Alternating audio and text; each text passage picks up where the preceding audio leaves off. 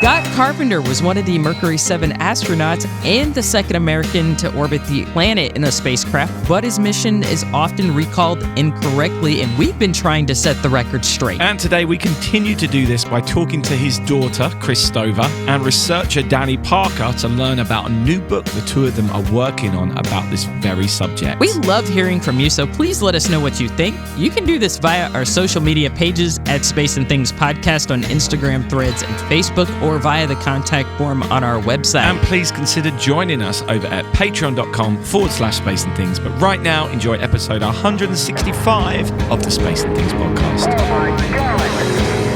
Unbelievable! Unbelievable, but isn't great the sun? You're listening to the Space and Things podcast with Emily Carney and Dave Giles.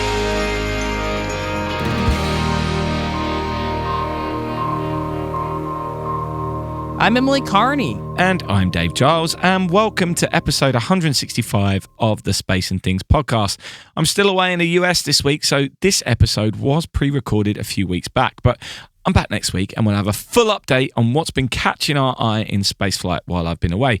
But today we have a very special interview, so let's just get on with it. Yes, today we're joined by Kris Stoever, who is the daughter of Mercury 7 astronaut Scott Carpenter. 20 years ago, she released a book with her father called For Spacious Skies, and it's a really wonderful read. Kris recently teamed up with Danny Parker, a research scientist at the University of Central Florida. So some background here. We covered this topic in episode 96 to mark the 60th anniversary of MA7, which was the flight of Scott Carpenter. It was the fourth crewed flight of Project Mercury, which was the United States' first human spaceflight program, running from 1958 to 1963. Its primary goal was to put an American astronaut into orbit around the Earth and return them safely. On May the 5th, 1961, astronaut Alan Shepard became the first American in space on board the Freedom 7 spacecraft, making a suborbital flight that lasted 15 minutes. It was followed a couple of months later by a second suborbital flight by Gus Grissom, before John Glenn became the first American to orbit the planet in February 1962. During John Glenn's flight, he observed something outside his window which he thought looked like fireflies surrounding his spacecraft, and as you can imagine at the time, people were quite confused by this. Carpenter wasn't originally supposed to be on the fourth flight of Project Mercury. Deke Slayton was meant to be in the capsule, but got grounded due to an irregular heartbeat. As we mentioned in episode 96, this swap happened quite late in the preparation for the flight. Throughout the early uncrewed test flights and John Glenn's flight, there were problems with the automatic checkout and sequencing computer, ACSC, but these problems also occurred in Carpenter's flight on May 24th, 1962. As a result, he had to manually control his re-entry, and there were concerns with his fuel levels at the time. He did make it safely back to Earth, but overshot his landing site due to those issues, and he had to wait 5 hours to get rescued. Yeah, there have been many myths associated with this, some which suggested that Carpenter was to blame for that. And the biggest source of these myths comes from the Project Mercury flight director, Chris Kraft, and his book, Flight, which we're going to now discuss. So let's find out exactly what happened from the experts. 3, 2, 1, still. I feel the liftoff. The clock has started. Roger. Welcome, Kris and Danny. Thank you very much for joining this week. This is a topic we have covered before, so I want to get straight into the nuts and bolts of this. How did the two of you meet and get started on this? From our correspondence, it certainly feels like it's such a huge research project. So was that how it all came about? I'm a research scientist at the University of Central Florida, and I actually work at the Florida Solar Energy Center. And there I study machines and machines that hopefully can help humanity live in an easier way. But one of the fascinations I've had, not only in that, is with the idea of space exploration for my entire, I was going to say my adult life, but it's actually way beyond that, because even when I was a kid, I was fascinated by Project Mercury. And I met Kris through the fact that I was kind of obsessed with trying to understand what makes machines work better in the service of people, and then how one can go wrong if you decide that you want to give over control completely to the machine rather than the pilot. And to allow the pilot to have some say turns out to be very important. I think still today, even with the very best automatic systems, but in the time of Project Mercury, it was really kind of obvious. And then when I was a young man, I thought, well, maybe I will write about Project Mercury because I'm a writer and I like to write.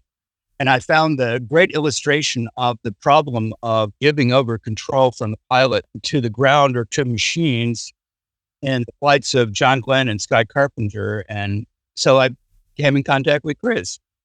I said, well, I've read your book, at least now I don't have to think about writing a book about Scott Carpenter or Project Mercury. And she said, oh no, there's lots and lots of things we don't understand very well. And a lot of them have to do with technical details. And I said, oh, I love that.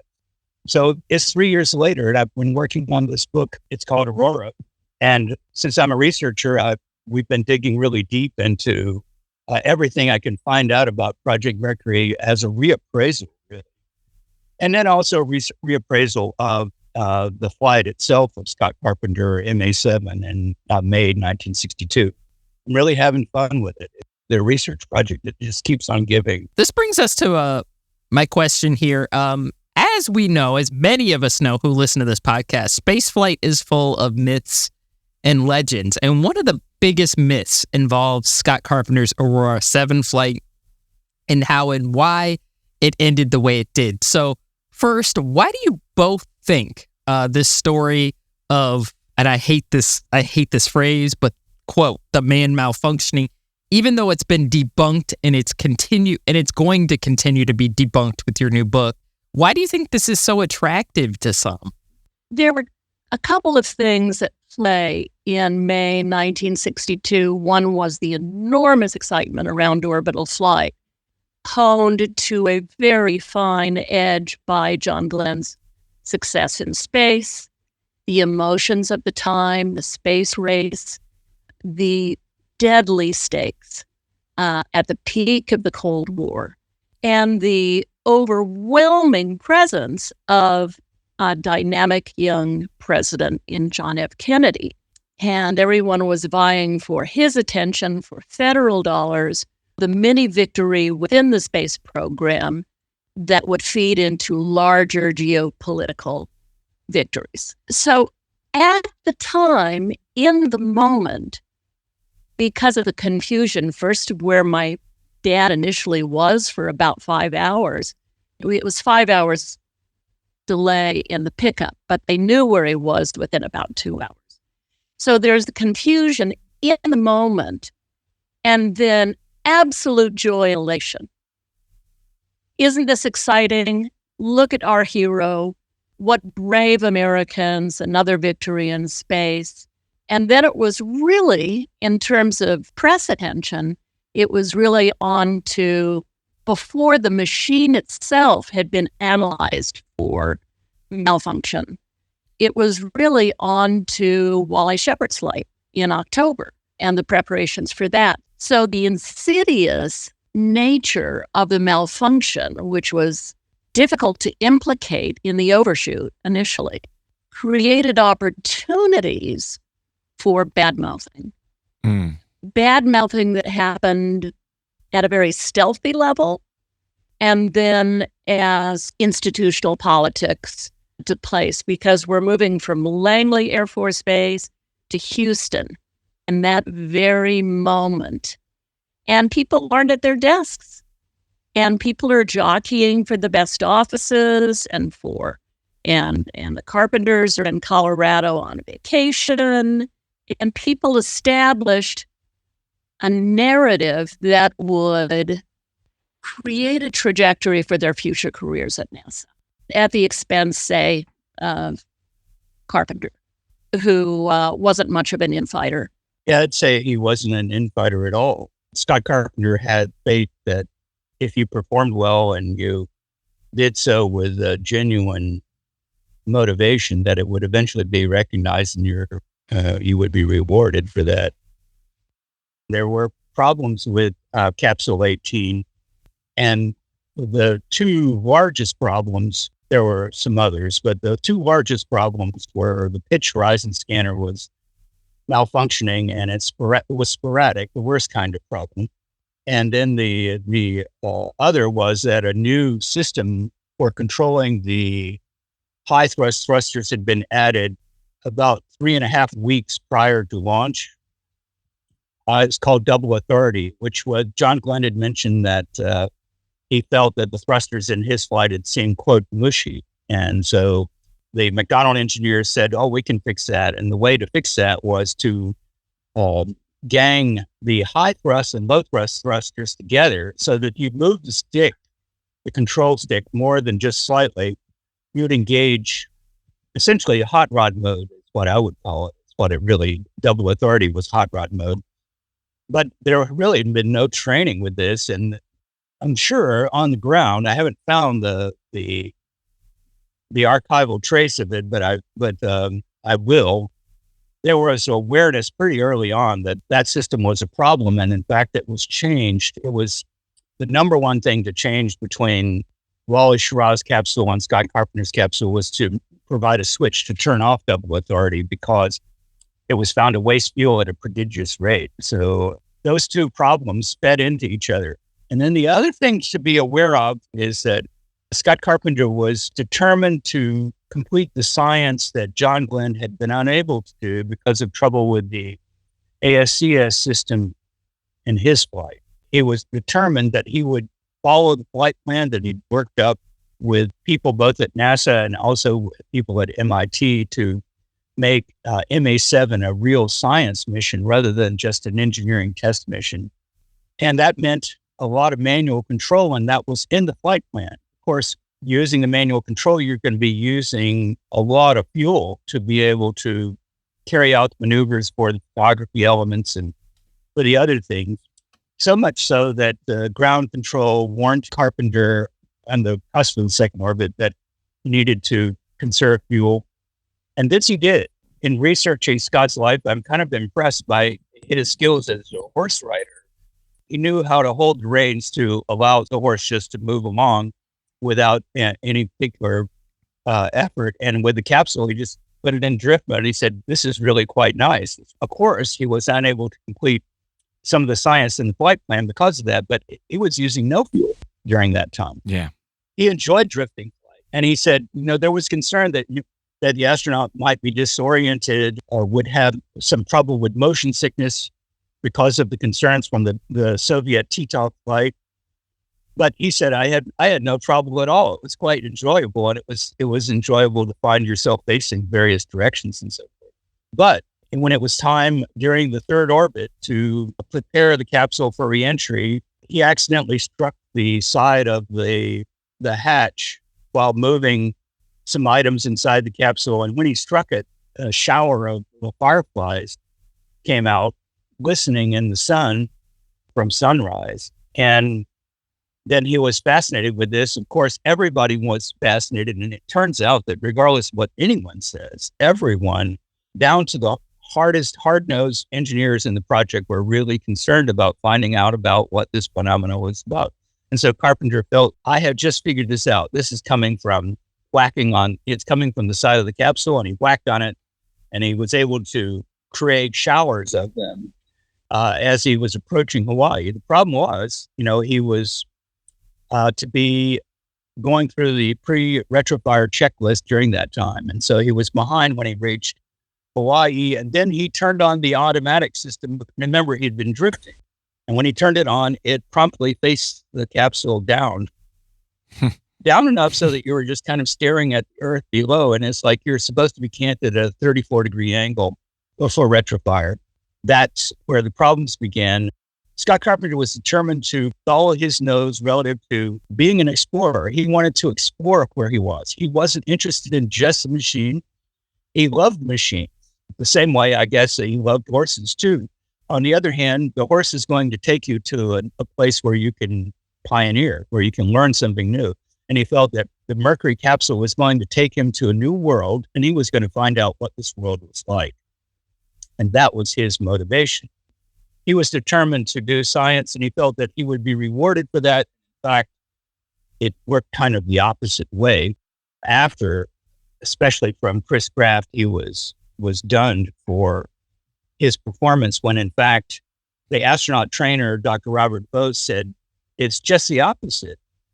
He saved the mission. He demonstrated the value of human beings in space because without him there, retrofire would have been ineffective and the spacecraft would have been either still in orbit or would have overshot even longer. Would that suggest that Scott actually took an element of risk into trying and complete those tasks, knowing that he perhaps was going to be a little bit late, but also that he salvaged it? There's a footnote for MA7, and it's a significant one. Dad had 10 weeks to train for MA7 because it was Deke Slayton's flight. And Deke Slayton had taken on a science mission. And Deke wasn't happy about this science mission. So the nice thing about MA7 is that the astronaut who eventually flew the mission was actually excited about science. And I don't know what would have happened. I mean, the question is what risks were involved in Slayton flying a science mission? Maybe better to have an astronaut like Carpenter fly a science mission. You know, the training was so incessant and so exquisite, and the risks of failure so profound, like death. Yeah. Scott Carpenter knew exactly how many seconds he had to determine the nature of the fireflies, which he renamed frost flies after the mission. And he was prompted a couple of times by Capcom in Hawaii. And he said, I know. And all he had to do was put some items in the ditty bag and get into retro attitude. That's all he had to do. Yeah. And he knew he had time to do that. What he did not expect, as Danny has parsed out meticulously, was for retro attitude to be so broken. It was really broken. And then because he had taken extra seconds, I think, we're not talking about a lot of time, but a test pilot is used to this kind of circumstance where, you're dealing with very short periods of time that are determining how you're going to be and how the machine's going to be and whether you will survive. And Scott Carpenter knew, even during reentry, there's some very eloquent things that he wrote later about how he felt during reentry, knowing that some things had been off. He still felt extremely proud and happy. And he felt like even if he didn't make it because he was so low on fuel, he had done it just the way he wanted to do it.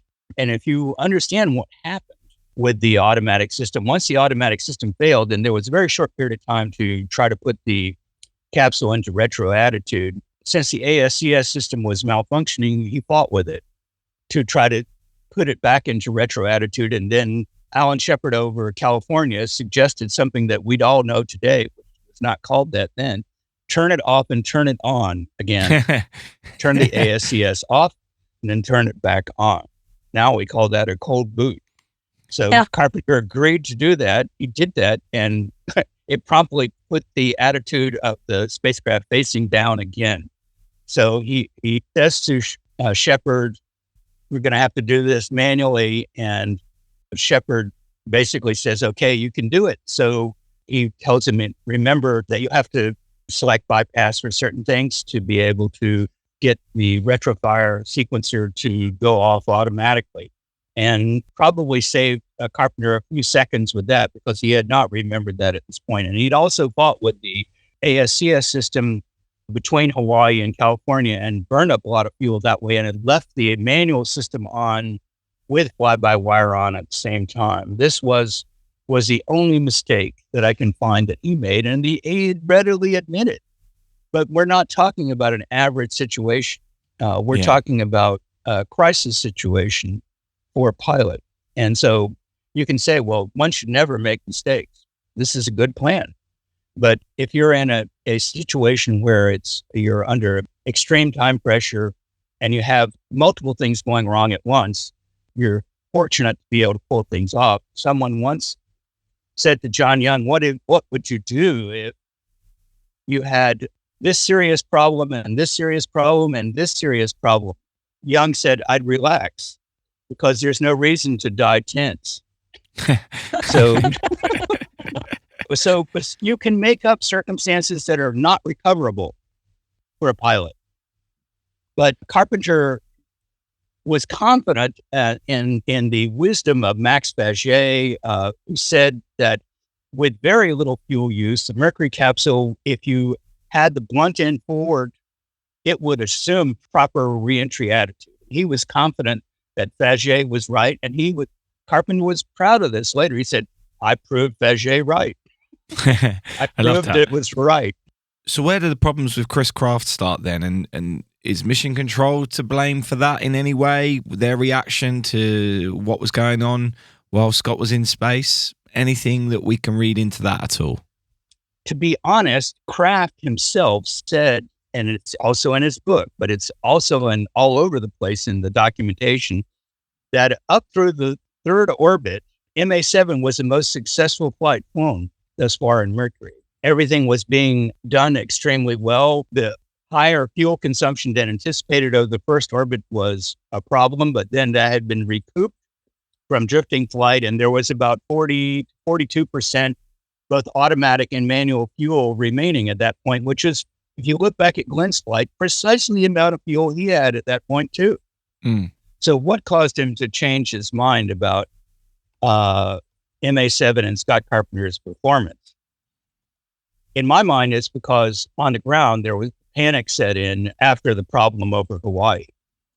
You need to know about where he came from in the engineering profession, that the way it was applied in his earlier career. He was part of the pilotless aircraft research division. So basically, the machine was supposed to be automatic. And with Mercury, that was very important that the machine be automatic. But it failed. The automatic machine failed. The automatic machine actually had problems. And actually, if you look back, and either of you can quickly do this, you'll find that there were problems in each orbital flight. With Enos, the chimp, they had to bring him down in orbit early because the ASCS system started malfunctioning and fuel use was high. Funny thing. And then in Glenn's flight, the ASCS system malfunctioned and he had to give up on a large part of the flight plan. Similar problems again. And then in Carpenter's flight, this again, but with the events over Hawaii and California associated with retrofire and difficulty in controlling the attitude of the capsule, panic set in Mercury control.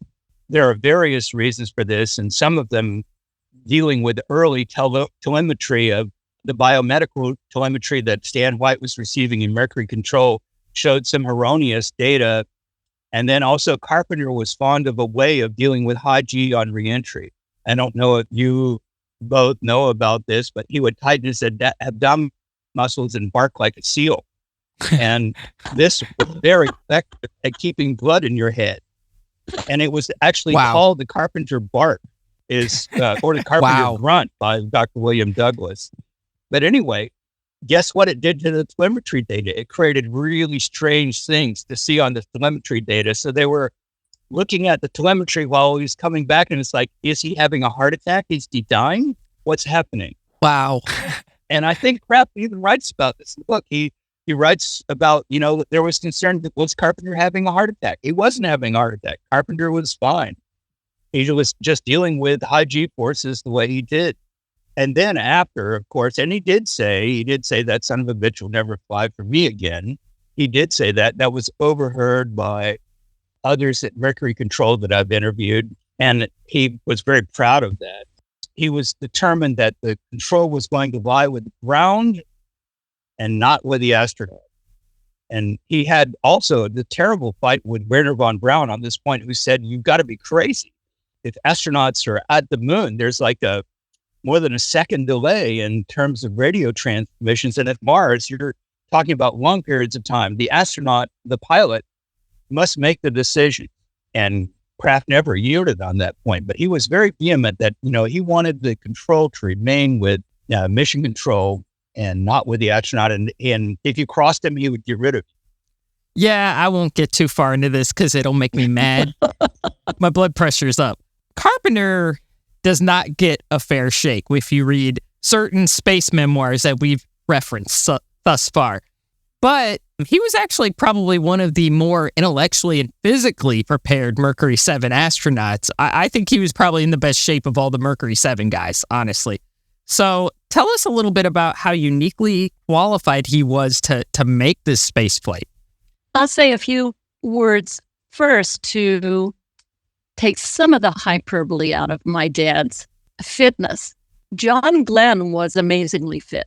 This has been corroborated more recently just with Danny's research on the selection process.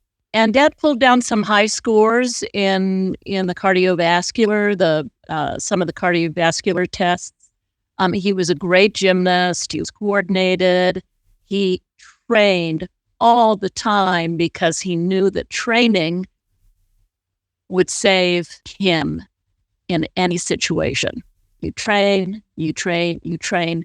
And that discipline, not any of his inherent physical or intellectual attributes, it was his discipline and his devotion to training that saved MA7. As Kris knows, her father actually loved a challenge.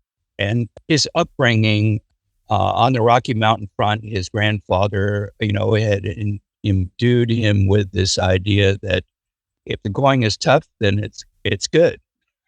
Yeah. You just rise to that. And he was extremely fit, but he wasn't so much more fit than some of the other candidates. Like Kris mentions, John Glenn was in very good shape. Another candidate, Robert Soliday, was another Marine, the other Marine candidate. They kind of had a friendly competition at Lovelace and Wright-Patterson to see who would do better. And they were all pretty amazing in terms of what they did. And remember, Carpenter is a Navy guy. And the people he's hanging out with and he's deciding he likes them, he digs, and they dig him, they're Marines. Now, the Air Force guys were kind of flabby, to be honest. Let's be honest here about that. So there was not this training method within the Air Force. Your stature was measured on how well you flew. After how much you could drink. And how much you could drink. Thank you for reminding us of that. In the Navy, how much you could drink was important too. Yes, very important. But anyway, he was in very good shape. He loved taking care of the human body. And as Kris knows, he had even the kids on a training program. She'll tell you, I'm not making this up. He had the kids on a training program, and he had Candace doing high performance diving, and there was a chin-up bar in the basement, and he would do one-handed pull-ups. But he was also very interested not only just in this, he was interested in science and astronomy and survival skills. He was not a Renaissance man, but he was somebody that was curious about everything. And his motto was, your curiosity is your greatest gift. That's really affected me in researching him, because I've decided I'll take this motto for myself. The problem for him was he had never experienced being condemned covertly, because the public still thought, and he thought, and anyone who really knew like Bose, the astronaut trainer, they all knew that he was still the hero. He was the one that really succeeded. He was the first human being to control a spacecraft for a manual reentry. He did that. And that's been overlooked and said, well, he screwed it up. No, he didn't screw it up. He recovered from otherwise a more catastrophic situation. So he was an unusual person, but extremely curious. I think to the point where the kids, if people ask their father about or show them something, and then he became curious about that, they'd roll their eyes because they knew that their father might be talking to this person for a long time, because he loved to learn about whatever skill you had. If you were a concert pianist, he's like, oh, want to know about that. That was a social trick of his, so we wouldn't have to talk about himself. Okay. Another person that we think is unfairly portrayed in several movies and TV shows is Breen Carpenter, Scott's wife, your mother. What was her character really like? You know, many shows and movies focus solely on her appearance, you know, very beautiful woman, but they don't adequately show that she too was very intelligent and strong. Reen is a big topic. This is not to say she had a complex personality, but that it's a complex thing to be Reen in her time, to be both beautiful and brilliant while navigating the patriarchy in the U.S. Navy. She managed being Reen by being smarter than everyone in the room, and she managed being smarter than everyone in the room by reading. She read everything. She had been reading everything since she was 10. The Chicago Tribune when she was a girl, Time Magazine, fairy tales, Greek myth, Collier's, all the magazines, then the Times and the Post. Later on, when we were stationed on the East Coast with my dad, fiction, nonfiction books, European and American military history, criticism, Vogue, dress pattern books, poetry. She mastered aircraft recognition using the U.S. Navy guides. As my dad studied at Pensacola, she quizzed him. She was always sober, didn't drink, didn't smoke. Her one vice, perhaps, a sharp tongue. She could discuss French Regency furniture with Jackie Kennedy and civil rights with the Black leaders she met. In social situations during the Navy and NASA years, she understood that her appearance, much commented on at the time and since then in books, TV scripts, and movies, was a sharp weapon. She softened it with gentle, mocking humor and quick asides that put people on notice. She neutralized mansplainers with puzzling replies. Captain Busby, I have learned something from you today. She and my dad were married for 23 years and had 5 kids together. She wanted to serve the country and help to rebuild the world after a devastating world war. She was marked by the deaths of her high school classmates. She mourned in the auditorium at the Boulder High Gym.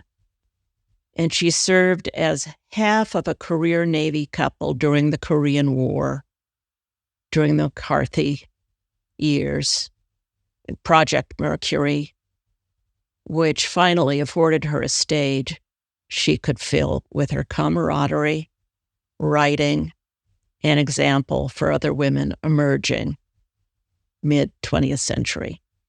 At heart, though, she was a bright Methodist schoolgirl from Clinton, Iowa, and then from Boulder, Colorado. She loved both Iowa and Colorado. She majored in history at CU Boulder, a complete and utter star classroom, church choir, among friends and in school plays. My dad was in awe of her talent. Yes, she could sing, she could write, but most of all, Emily, Reen was a patriot. Really, as I understand her now, she was a bit of a lefty, an FDR Dem. She fought for a more democratic America every day, and she championed civil rights.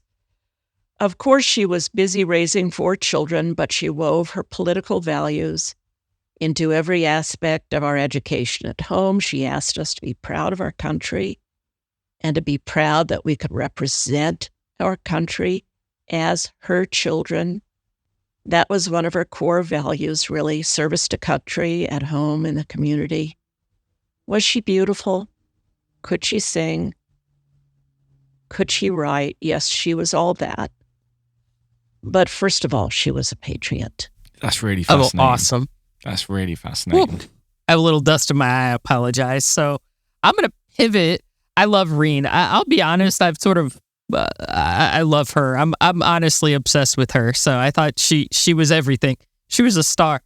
As you said. I'm obsessed with her too. And I say her name every day. I just say it out loud. Reen. Oh gosh. Okay. I'm going to pivot back. So you've talked about the myths you've been able to get, you both have been able to get to the bottom of. So let's talk about research. Where are you all managing to find a lot of this information? You know, you've talked about, and has there been any resistance to you guys finding materials, or has it been kind of a smooth journey? I'll set Danny up on this because the research really is his. I told a story with a parent at either elbow, and with Reen's phenomenal memory. And you call people up, and I had this gift, and people say, "Oh, you're Reen's daughter? Let me tell you everything." "Oh, you're Scott's daughter? Let me tell you everything." So the goodwill that I encountered everywhere I went, asking for what they remembered, was a trip. But that was 20 years ago. And I'm basically writing a family memoir that my dad and then my mother went over with a fine-tooth comb. So I wrote a first draft and they corrected everything. Because I had to ask my dad what the 3 axes were. And that was 3 hours sitting in his office. Well, pitch and roll, and it's kind of like this. You know, I'm a history major. What do I know? I guess to answer your questions, Emily, where are we finding this stuff? Well, I'm a good writer, but I'm a great researcher. So I'll say it that way. And so I'm used to digging, and I love it. I love finding things out that are not known or poorly known. But the problem with that is it takes time, but we've spent 3 years. And so you follow all the clues and the traces of others that say that they might have something. So most recently, I have a researcher that's working for me at the National Archives in Fort Worth, NASA Archives, and he just copied 8,000 pages for me of stuff associated with MA7 and Mercury in general. So I haven't even looked through this, but there's a lot coming. And then I found a lot by just following my nose in terms of finding people that are still living and interviewing them, like I've interviewed Bob Bose maybe a dozen times. Absolutely fascinating person, and at his advanced age, an incredible memory for those times, and one where I keep finding things where I say, "Oh, that can't be right." And then later on I found, oh, in fact, he is right. Bob was right exactly about the number and how the number of astronauts changed and all this. He's right about, and he is so understated. So anyway, there are interviews, and then I've located the Project Mercury secretary from Langley, Nancy Lowe. Wow. And that's been amazing too, because a completely different low-level view of Project Mercury from the woman who was secretary to them and their antics. I'm forgetting the Tom Wolfe papers. So the estate of Tom Wolfe has allowed us full access to Tom Wolfe's papers associated with the Wright stuff. And Wow. most people say, "Oh, the Wright stuff, what a nice book." It's amazing that he made all that stuff up about Project Mercury, and that some of it seems like it might be, have something to do with reality. I'm here to tell you that most of it is reality, and not only that, it's based on copious interviews he had that I now have. Unfortunately, one of Wolfe's research methods was that he used Greg shorthand when the speaker started speaking quickly. I don't read Greg shorthand, but guess what? Nancy Lowe, the Project Mercury secretary, reads and writes Greg shorthand, and she was hired because of her speed of taking shorthand and typing. Wow. Yeah, she's one of the very earliest members of the Space Test Group, hired right out of Poston High School into this. And she told her brother, "Oh, I just got interviewed at Langley for this job where they're going to try to launch a person into space." And her brother says, I think you should keep looking for a new job. And so she told me, she said, I ignored him, which I always did. And then later on, years later, he told her that he was wrong about that, and that had actually been a good decision. So anyway, I've interviewed people, and I find archives all over the place. One of the things that is kind of not a side story, but an important story for Aurora is what happened with the Slayton affair. And Kris knows that we spent weeks and weeks and weeks on this particular issue, and I don't think we have time to fully go into it. I realized that somebody had to be keeping the secret of Slayton's problem, and I identified that must be Dr. Bill Douglas. And then Douglas had passed on. The family, I located them in Albuquerque. They were willing to share the papers of Dr. Douglas before they were auctioned off. And so I went out there this last year. Incredible stuff. And of course, it's exactly as we expected. And it's actually worse for me. I was thinking, well, he'll know about the secret. But no, he was really actively keeping the secret. He was really obsessed with returning D. Slayton to flight status. And it goes on. So this is another story. It's a major part of the story for me. And really affects everything about what happened to Carpenter, I think, because you have to realize the grounding of Slayton had to create some bad feeling relative to Carpenter coming in. Yeah. Because there could not have been two more different astronauts of the 7 than Slayton and Carpenter. Slayton, who said he wanted rudder pedals, and Carpenter, who said that's like battleship thinking in World War II, where you have a new craft in a new world, it should have a new control system. So they really were very different people. And Slayton was engineering first, now, and last. And Carpenter was engineering, very important, but exploring and science, equally important.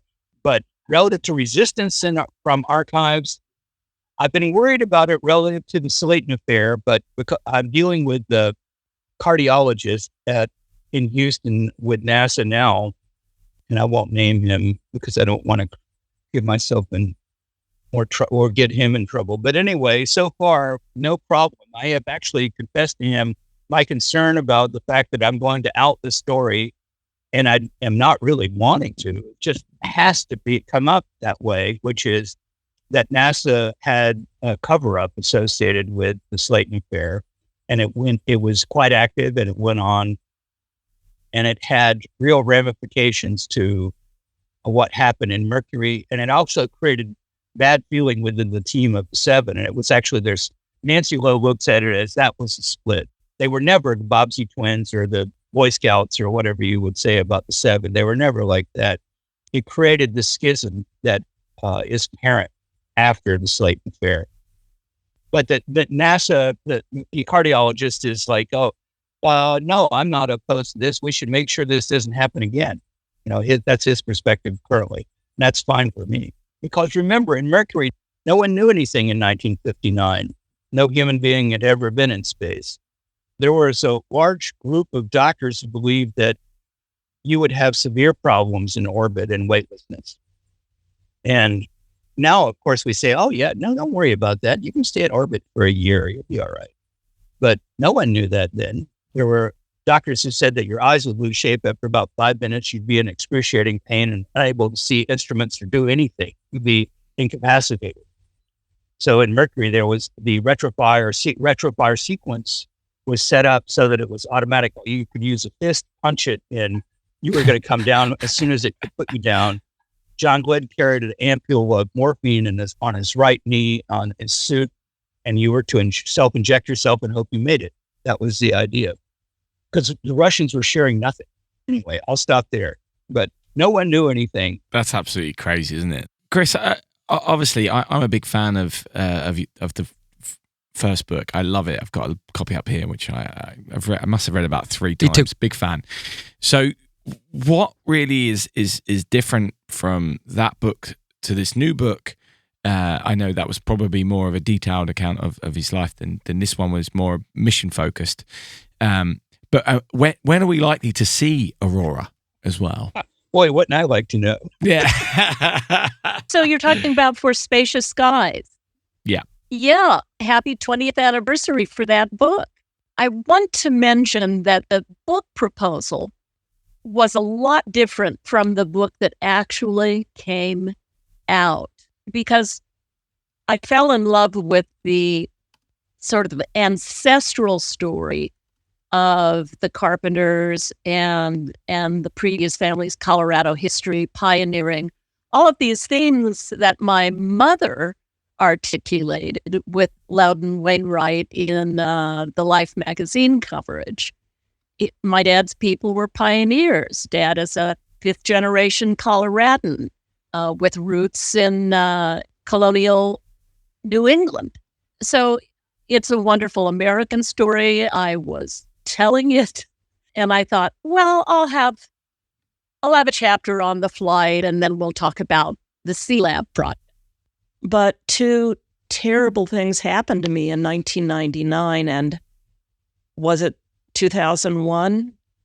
It was 2001. Two books came out while I was finishing the first draft of the book. The first book that came out was called The Race, and that was written by a Houston area reporter who'd covered the space program for the Chronicle. We'd worked with Schefter on his tone and accuracy, but we didn't get that chance with Chris Kraft's book, That Second Terrible Thing. His memoir came out and improbably devoted an entire chapter to my dad. It was a 1-2 punch, those books. Turns out Schefter was the ghostwriter for Kraft's book. You can find him on the copyright page of Flight as co-author. And that was at the end of the 20th century, and it got worse as the 21st century began. The New York Times had, what's his name? Henry S.F. Cooper, who'd covered science for The New Yorker. Well, the review had no clue. We responded to the Times with a letter to the editor. Anyway, I was a wreck. I had to finish writing the book, and meanwhile had to be scraped off the floor every morning so I could sit with my laptop and finish writing. This inexplicable vitriol, it was always inexplicable to me, but Tom Wolfe surfaced it in The Right Stuff, had been in stealth mode for decades. And now it's like the knives were out with the two books, so I really had to bear down now and devote whole chapters to the flight. I had to respond. My dad had to respond, but the effort took a year off my writing, and the publisher was clamoring for the manuscript. That setback from really, it was an assault on the Carpenter family, and I didn't have the technological background or the research time. I just had a working theory of the flight.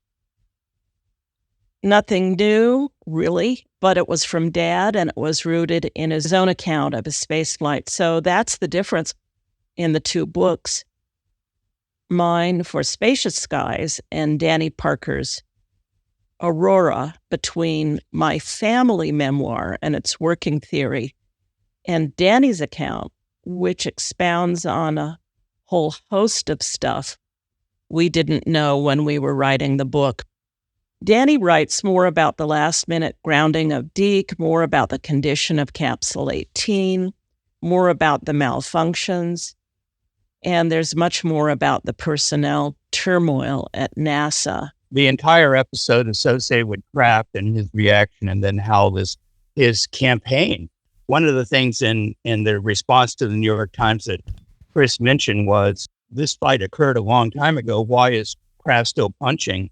What was the impetus for him to just keep after this issue? My own perspective is that it was associated with a way of boosting his ego by condemning others for the difficulty he had during the flight of being unhappy with what he viewed as insubordination. And he also claimed that he had evidence that Carpenter panicked as I show in the book, this is exactly wrong, exactly backwards. You can find evidence for panic perhaps elsewhere, but not for Carpenter's flight. And Carpenter was completely relaxed and in control relative to all that. Relative to the writing, For Spacious Skies remains, I think, in terms of the astronauts' memoirs, one of the very best. I think you can say Mock Collins, Carrying the Fire, probably another extraordinary book. And I'm working to make sure that this one is not an embarrassment. I don't think it will be. I will certainly show a lot of things that people have never thought or suspected. And certainly the Mercury 7 will not appear like a boys' club at all. So there are a lot of things that I've learned that will be different than things that Kris had available, certainly about the technical details, but also the interpersonals as well. So I've dug a lot on that. And then when it will be available, my strategy as a writer is to tackle the most difficult parts first. And so I'm following that. And so I'm leaving the easiest chapters for next summer. This summer, I dealt with the chapters on selection. And I have a lot of new information that no one's ever seen, because I've got the scoring for all the candidates at both at Lovelace and at Wright-Patterson, and also the comments made by the examiner. So was very involved, but the book will eventually come out, and I think there will be some reaction, I think, from some people who say, oh my God, you have that available? You learned that? You shouldn't have that available. I'm sorry. I do have it available, and it's going to come out. One thing that Kris told you, though, that's really important for a writer, she told you that For Spacious Skies escaped her clutches. She had it, and she knew what it was going to be, and then it said, no, I'm going to be something else, because if you're a writer, a story has a life of its own. So Aurora was like a thing or a being, whatever you want to call it, and it's grabbed me. So it's telling itself. And I'm just kind of the scribe, I'm the one who's taking it down. And then you say, well, I hope you know what you're doing. It's really a thrill working on it, because it is, as Dave suggested, really inspiring. And Carpenter's life, and then even the tragedy of what happens with him relative to the flight, it has a lot to teach us. So in some ways, this is maybe not the very best, but our mistakes or things that go wrong really has something to teach. And Aurora, I think, really has something to teach even for today, and especially about the importance of science, exploration, and I'll use the word wonder relative to space exploration today. Those are the ingredients that we've lost, and that were lost with Aurora when the engineers won in the fateful meeting after Carpenter's flight that Chris Kraft ran, where he said, there's going to be no more fun. It's all going to be engineering. No one's going to be amazed by anything. And Gus Grissom said, and Deke Slayton, they bought up on the term nominal was going to be used for everything. How's your situation in the flight? Nominal. What is that telling you? Nothing. So anyway, Aurora will reintroduce the reader to the sense of wonder associated with spaceflight, which it should be there, and it should be there today. If we had it there today, it would be as John Glenn saw it. It would be something where all young kids would say, that's what I want to do. I want to be an explorer. Yeah. I want to be out there finding, the beer can on Mars or whatever it would be. I want to inspire. Right. Yeah, exactly. I want to inspire with my courage, with my example, with my aspiration. That's right. And I want to be inspired. So therefore, I'm probably the perfect customer for your book. Yes. I can't wait to read it. It's going to be awesome. Absolutely. There will be disturbing things. So, I won't tell you there won't. So there will be some things that you may not be so happy. But, we're talking about real human life. So. No, I understand. I think the human factors in spaceflight also needs to be discussed as well, negative and positive. I think there's a lot to be explored on this particular mission and this particular point in time of the human factors, both positive and negative, both anti and you know what I'm saying? So yeah, I'm excited to read this and to get sort of the real story on it versus some of the other things that I've read that, yeah. Well, there's so many things turn on small events. Like one of the things that I found, and this isn't very hard to find, but was that Robert F. Kennedy was looking at making John Glenn the head of NASA for Kennedy's second term. And that would have changed everything. Wow. Ended with Oswald's bullet. So everything changed after that. But we can try to see what we can learn about great people and great events and the possibility for inspiration today through trouble that we've had in the past. So that's my view at this point. Absolutely. Well, thank you both so much for your time. This has been a wonderful interview. And Danny, thank you for sharing your research with us that you've been uncovering over the last 3 years. The stuff that you've been sending through to us is really, I can't believe what I'm reading a lot of the time. Like, what? Yeah, there's a lot of crazy stuff, right, Dave? It's amazing. It's absolutely amazing. I thought I knew this story. Like, I'll be honest. I'm kind of cocky. Oh yeah, I know this story. I'm finding stuff out that I just had no idea about, and my mind is just. Emily, mine too. We're getting answers to questions that no one's ever really asked before because you just didn't think the answer was ever going to be there. And you found the answer. And I think that's what's really interesting is, oh, hang on, that conversation actually took place. There's evidence of it. You assume that we're far enough away from it now that we never find the truth behind. Oh, I wonder how the term astronaut came about. But then you can find it. I found it. And Bob Votes remembers it. They were put in front of a chalkboard. He and Bill Augerson and Alan Gamble and said, you guys are going to stay here until you figure out what we're going to call these space guys. So amazing. Thank you for spending this much time with us. We've really enjoyed it. A pleasure. Yes, thank you. And good luck with finishing the book. And we can't wait to read it. And as soon as it comes out, we'll have you on again, I'm sure. Absolutely. Thank you, Dave. Thank you, Emily. Thank you, guys. I have the fireflies. I'm sure Emily and I have covered our thoughts on this back on episode 96 when we discussed this mission before, and it's the first time we revisited something. But you can't not revisit something when you've got the daughter of the astronaut and this new research that's come to life that Danny is working his way through and finding out so much stuff. You kind of have to revisit it. Yes, and I can't wait for this book. I think it's going to be amazing. I think it's going to be really eye-opening. I think Danny's right. Some people might not like what is said. It may feel like someone's trying to rewrite history 60 years on, but I don't see it that way. I see it as finding the correct version of history and figuring out exactly how things happened. Yeah. With any history book, there's always going to be a little bit of hyperbole or, just fluffing things up a little bit in the process of writing a prose, but some of what is out there is just plain wrong. And I hope that this becomes well read and well appreciated for setting the record straight on how things happened. That's my thoughts on it. Absolutely. And I've really got only one thing to say. There's this phrase, and it's a cliche now, but there's always that phrase, there's two sides to every story, and I'm sure people will want to see it that way, but I don't believe that. I believe there's usually one side and then there's the truth, and I think that's what we're going to see with this book.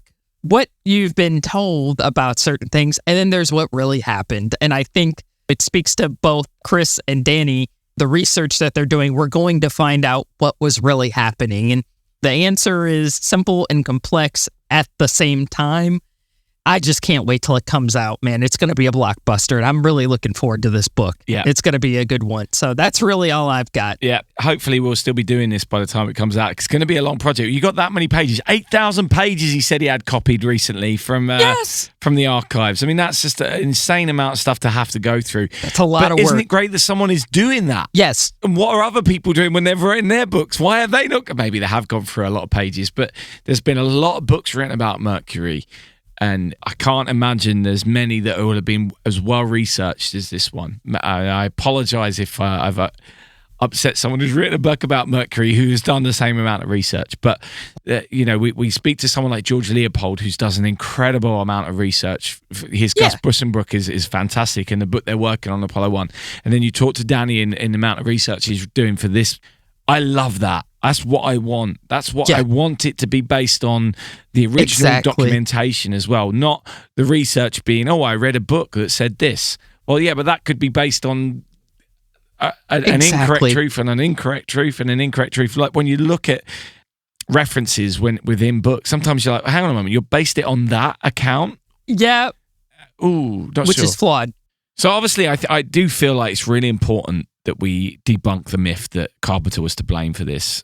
And as we mentioned it when we recorded about this before, and obviously in this interview, Chris Kraft is the main perpetrator of these myths, Yes. right? And his book. And it's such a shame because I've got so much respect for Chris Kraft and what he achieved and what he did and his role within the early space program, which is so important.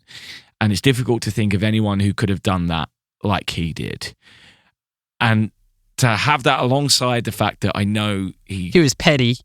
He was petty, and yeah, I struggle with that. But I have to always remind myself that people are people and make mistakes. Yep. And there's so many people that I've got grudges with that I could probably let go.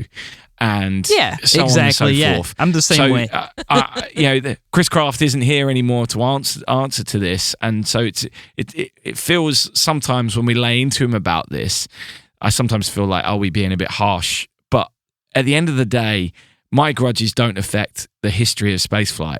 Exactly. And especially those early days, which are going to be talked about for years. And if in 300 years' time, people are talking about what happened on the 4th American spaceflight, which is highly possible they might be talking about that. I think it's important that the record is correct. So in that case, I do want to say Chris Kraft was wrong there. He was wrong. And it's similarly when we talk about this in this episode, you can criticize Deke Slayton and the fact that he didn't want to fly a science mission and that he wasn't as interested in that. But I love Deke Slayton. You can't have a space program as we had it without Deke Slayton. And again, it's that whole thing of, let's just tell the story correctly. If we have to criticize one of our heroes in the process, we have to criticize one of our heroes in the process. I think that's a responsible thing to do in this circumstance. I just want to point out that just because we're saying in this episode we're highlighting Scott Carpenter and talking about him and his accomplishments, and within that we have to criticize him, it doesn't mean we don't like Deke Slayton. It doesn't mean we don't like Chris Kraft. It just means in this instance they made some errors, and people around them may have made some errors in how they treated Scott Carpenter. And I think we shouldn't shy away from saying that. Absolutely. I totally agree. As much as I look up to Chris Kraft, I think he was wrong here.